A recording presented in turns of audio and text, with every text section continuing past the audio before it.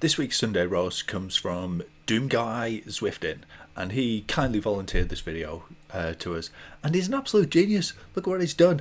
So he's taken the data from source and he's turned it into the information, the display from the first person shoot 'em up called Doom, which I don't know much about gaming, but look, he's turned his ammo is his RPMs, his health is his heart rate, his armor is his wattage, and his weebal is converted into whatever this is here.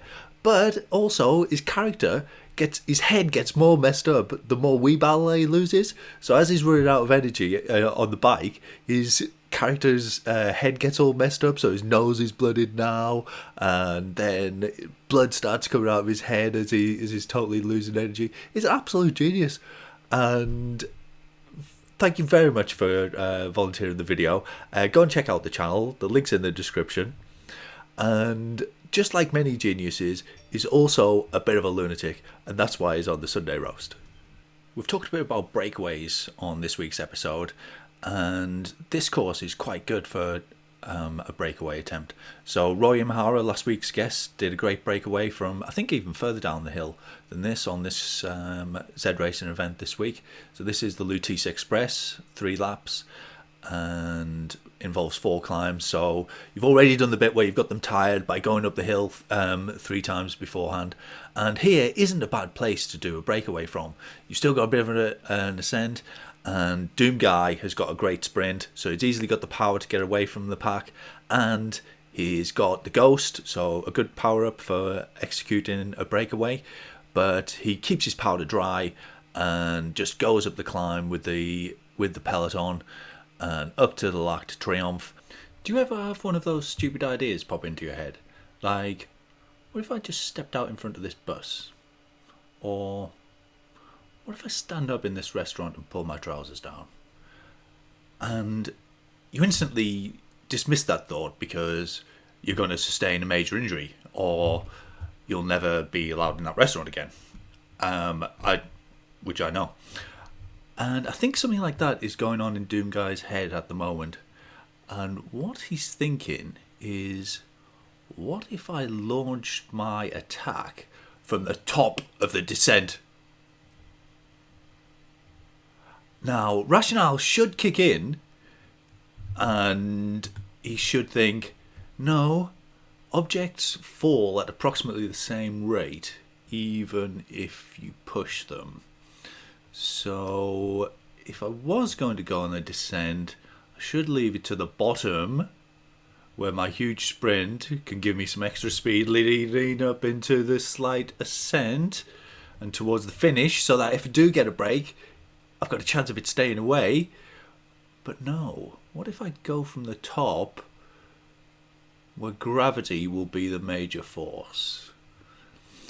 And what if we time our breakaway to be in what I would say is, this here is precisely the worst place in Zwift to start a breakaway. The very worst. Any further back and they'd still be tired a bit from the climb. Any further forward and you get, the further ahead you go, the more chance it's going to have stayed away. But this very cobble that he's launching his attack on, I think is the worst place in the whole of Zwift to launch a breakaway from. The finish line is 1.7 kilometers away. That's a long way.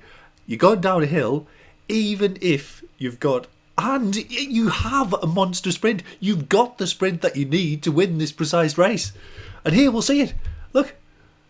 Uses the ghost. I think uses the ghost out of embarrassment rather than as a disguise for his attack.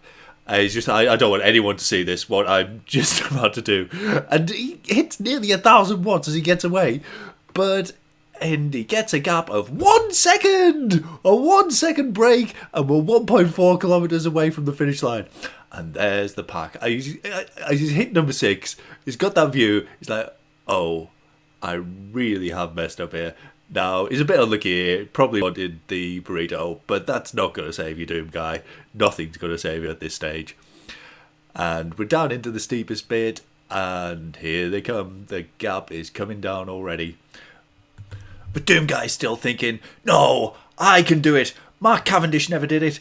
Peter Sagan's never done it. But I, DoomGuy, are going to rewrite the history of cycling and win in Paris down the hill.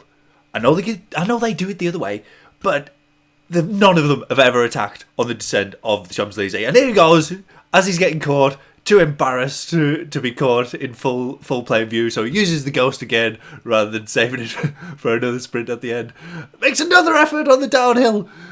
Doesn't wait till the finish when that little burst might just save him. No, do it on the -3 bit. And here we go. Here comes the pack. Everyday Zwifters join in, I think. We've got 500 metres to go. Have we got another sprint left in us? And they're passing by. And DoomGuy's head is exactly how he must feel at this stage. Kicked in, embarrassed. Oh, he's got his mouth open. Oh no, what have I done? Oh no, what have you done to me, player? Puts in another little dig. That's a good 800 dig. Save that till the end and you had 1,100 watts at your disposal and you wasted them at the top of the hill. DoomGuy, you're a genius. But that is my Sunday roast.